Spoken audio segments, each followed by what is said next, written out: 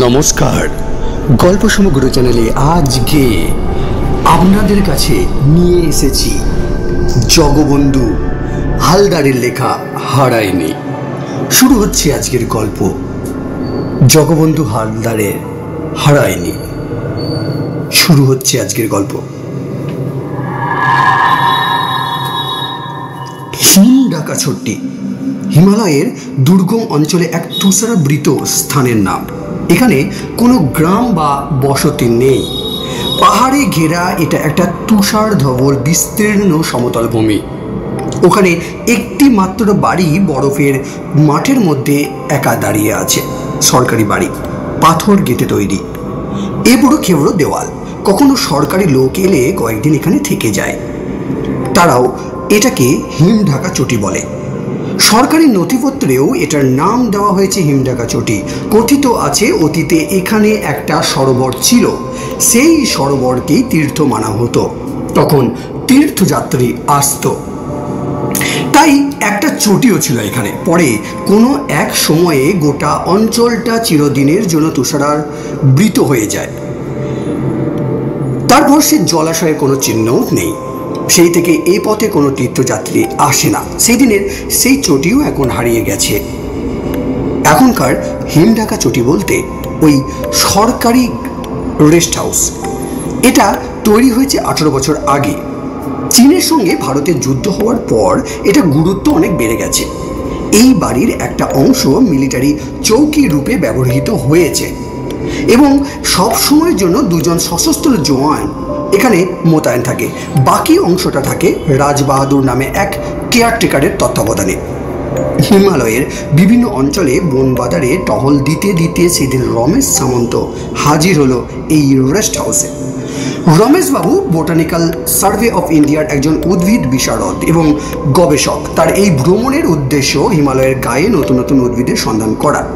হিমালয়ে তো শুধু পাথর নয়, সেখানে এক বিশাল উদ্ভিদকুল অবস্থান করছে। দীর্ঘদিন ধরে হিমালয়ের বিভিন্ন অঞ্চল ঘুরে ঘুরে রমেশ সামন্ত যখন হিমঢাকা চটিতে এসে হাজির হলো, তখন সন্ধ্যা নেমে আসছে। পরিচয়পত্র দেখে কেয়ারটেকার রাজবাহাদুর রমেশকে রেস্ট হাউস আশ্রয় দিল। রমেশ দেখল রেস্ট হাউসের ঘরগুলো পার্বত্য গুহার মতো রহস্যময়। এবড়ো খেবড়ো পাথরের দেওয়াল, মেঘে ঢাকা তুষারাবৃত ভূমিতে অবস্থিত বলে ঘরের ভেতরটাও যেন স্যাঁতসেঁতে।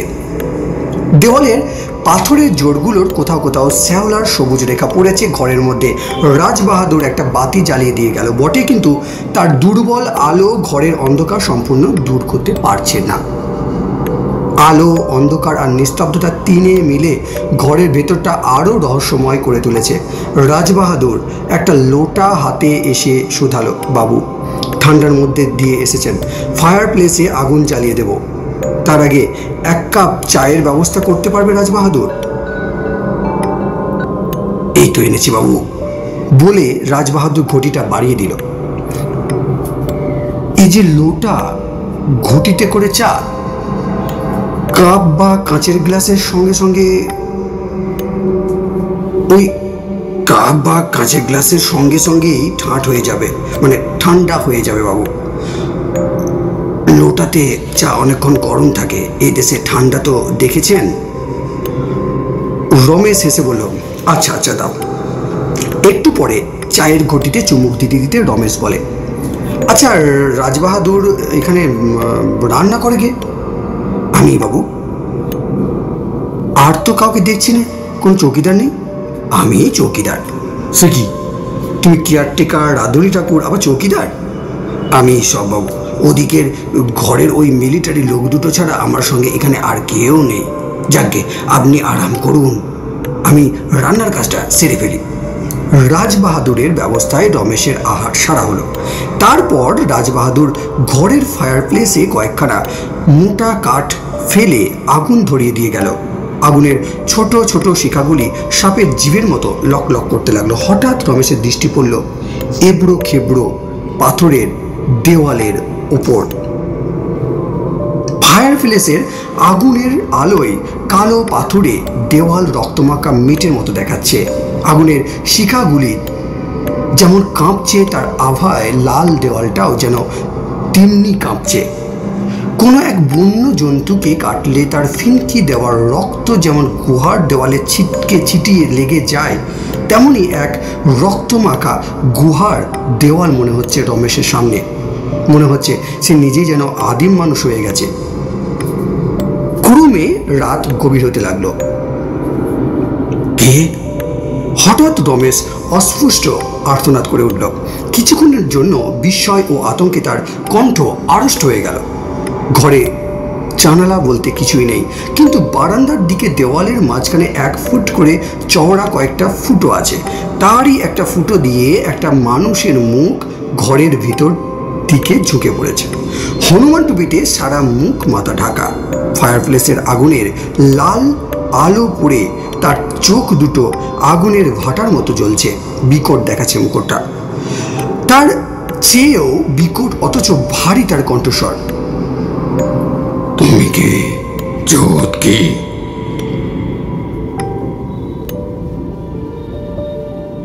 তুমি কে?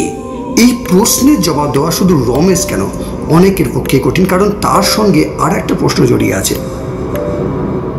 ওই যে আগন্তুক, জগৎ কি? প্রশ্ন করেই হনুমান টুপিতে ঢাকা মুখটা অদৃশ্য হয়ে গেল।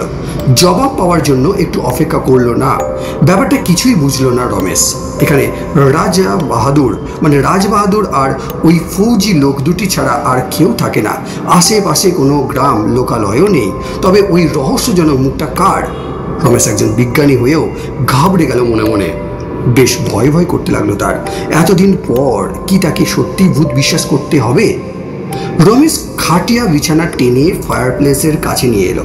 কাঠগুলো ঠেলে ঠেলে আগুন বাড়িয়ে দিল। তারপর শুয়ে শুয়ে সেই বড় গোলগুলির দিকে এক দৃষ্টে চেয়ে থাকলো অনেকক্ষণ, কিন্তু না, সে মুখটা আর দেখা গেল না। তারপর কখন যেন ঘুমিয়ে পড়ল রমেশ সামন্ত। ভোর রাতেই ঘুম ভেঙে গেল রমেশের। কারণ কে ওই লোকটা? সে প্রশ্ন তার মনে থেকেই গিয়েছিল। এমন তো হতে পারে যে কেউ একজন ঘরের বাইরের বারান্দায় শুয়েছিল এবং এক সময় দেওয়ালের গুলগুলিতে মুখ কেটে রমেশের সঙ্গে কথা বলতে চেয়েছিল।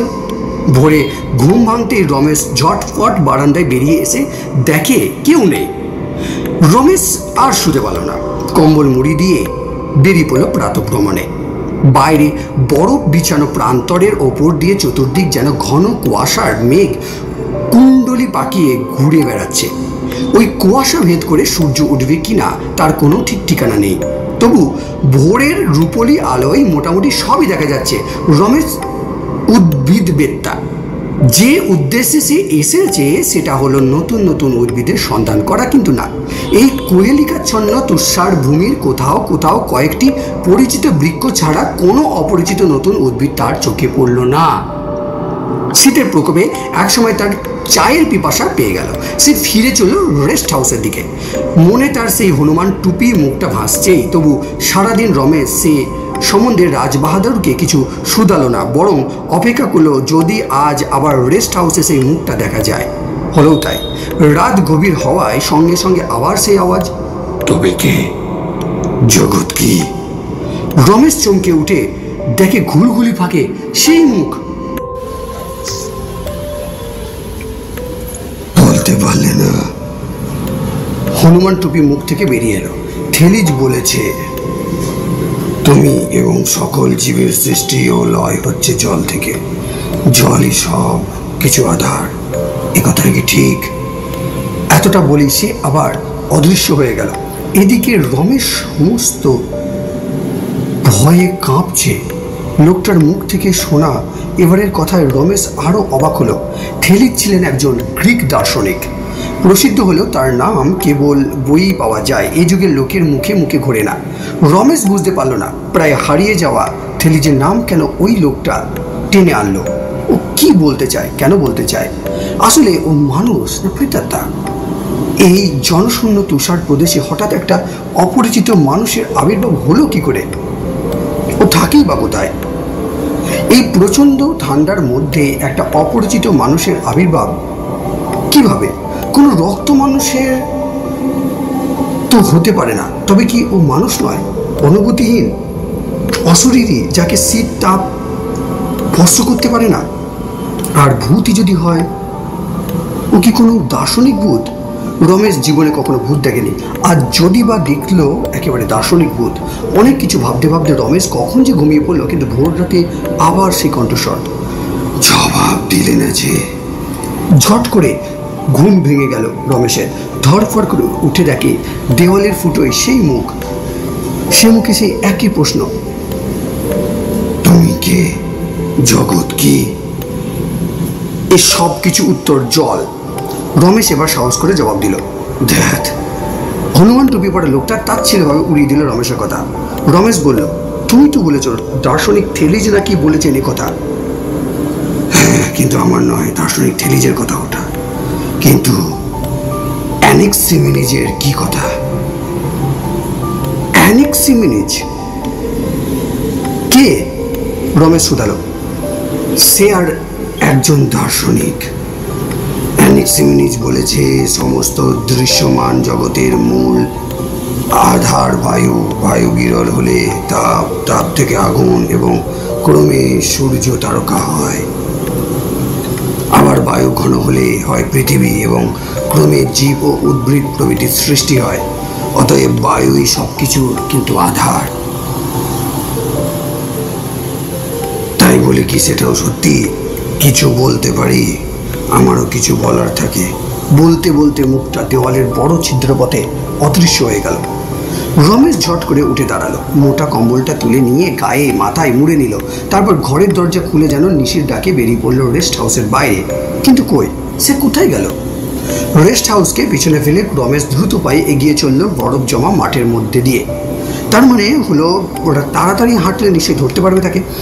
এই ফাঁকা মাঠের মধ্যে রমেশকে ফাঁকি দিয়ে কোথায় সে আত্মগোপন করবে? কি করতে পারবে না। রমেশ এবার ছুটতে আরম্ভ করলো। ছুটতে ছুটতে কত দূর এসে পড়েছে সে নিজেও জানে না। রমেশের চোখে পড়ল দূরে বরফ ঢাকা একটা হিমশৈল দাঁড়িয়ে। সেই পাহাড়ের গা বেয়ে একটার পর একটা কুয়াশা মেঘকুণ্ডলী নেমে এসে বরফের মাঠের ওপর দিয়ে গড়িয়ে তার দিকে এগিয়ে আসছে, আর তাদের সঙ্গে এগিয়ে আসছে একটা লোক। রমেশ এবার থমকে দাঁড়ালো। হ্যাঁ, সেই হনুমান টুপি পরা মানুষটাই। ওর পরনে ফুল প্যান্ট, পায়ে জুতো, মোজা, অ্যাঙ্করেট, গায়ে কোট, গলায় মাফলার, হাতে দস্তানা, চোখে চশমাও। চোখ খুলে তুষারকণা ছিটিয়ে দিয়ে কয়েকটা মেঘকুণ্ডলী ঝড়ের মতো এসে রমেশের ওপর দিয়ে চলে যেতেই দেখে সে লোকটা একেবারে তার সামনে এসে হাজির। কে তুমি? জগৎ কি? সেই প্রশ্ন। রমেশ এবার ভীষণ রেগে গেল। এই রকম ধমক দিয়ে বলল, বারবার দেখা করছো আর তুমি আমাকে চেনো না? এবার তুমি বলো কি জন্য বারবার আসছো? এখন তো এই দুর্যোগের মধ্যে তুমি রেস্ট হাউস ছেড়ে বেরিয়ে এসছো। তুমি বলো কি জন্য এসেছো? রমেশ বলল, আমি তোমার সন্ধ্যা দিয়ে এসেছি, জানতে চাই তোমার ওই একই অদ্ভুত প্রশ্নের অর্থ কি। লোকটা হেসে উঠে বলল, এই প্রশ্নের অর্থ ও উত্তর পাচ্ছে না বলেই তো দার্শনিকরা আজও খুঁজে বেড়াচ্ছে। আমি শুধু তোমার মত কি সেটা জানতে চাইছিলাম, যদি আমার মতের সঙ্গে মেলে। লোকটা এবার উদ্গ্রীব হয়ে উঠল, আকুল অনুনয়ে বলল, বলবে তোমার মতটা বলবে। তোমারটা যদি আমার মতের সঙ্গে মিলে যায় আমি নিশ্চিন্ত হব। ওসব থেলিজ অ্যানাক্সিমেনিজের কথা আমার মনে ধরে না। তোমার মতটা কি শুনি। রমেশ শুধালো, জলও না, বাতাসও না, বরফ, বুঝলে?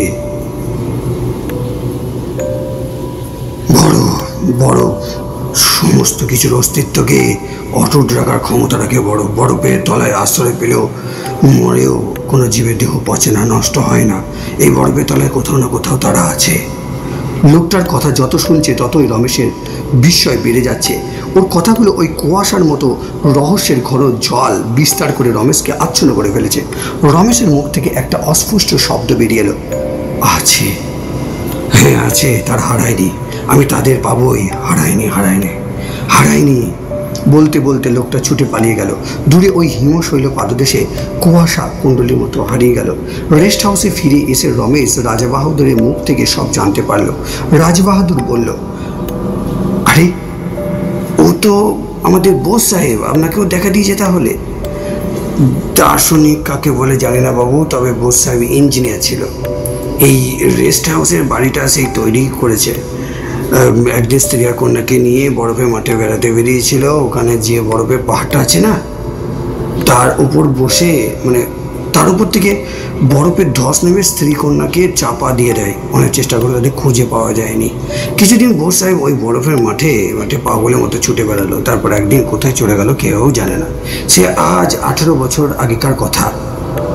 মনে হয় বোস সাহেব কোথাও বরফের তলায় চাপা পড়ে মারা গেছে। এখন যে মাঝে মধ্যে দেখা দেয় সে তার প্রেতাত্মা। তোমার গল্প শেষ? রমেশ উদয়, বোস সাহেবের গল্পটা এত ছোট্ট করে শেষ হওয়াটা যেন তার পছন্দ নয়।